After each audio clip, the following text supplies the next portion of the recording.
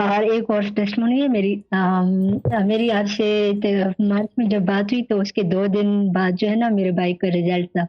तो मेरा लाइन भाई मुझे दम करवा रहे थे, तो मैंने उनसे बात की कि मेरा भाई का रिजल्ट है और उसका हमें पता है कि उसने पढ़ा नहीं है ये, और हम बहुत ज्यादा टेंशन में कि पास होगा भी कि नहीं। लेकिन लाइन भाई ने कहा कि मुश्किल है लेकिन हो जाएगा। लेकिन जब इसका रिजल्ट आया हम सब बहुत ज्यादा खुश थे क्योंकि वो पास हो गया था। भाई का नाम?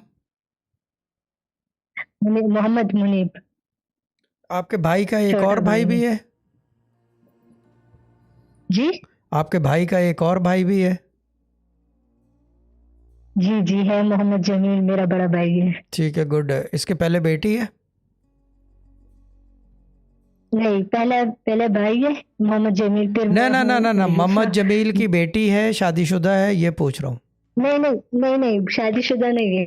ठीक है, बस इतना पूछना था। उसकी अभी इसके शादी पहले नहीं लेकिन हुई। एक बात लिख लें, पता नहीं मैं हूँ नहीं हूँ, कौन कहाँ हो, जी। लेकिन याद रखिएगा जब भी इसकी शादी होगी इसकी पहले बेटी होगी। बात गलत नहीं होगी, अदरवाइज जी। प्रूव मी रॉन्ग लाइव आके अगर उस वक्त होगा।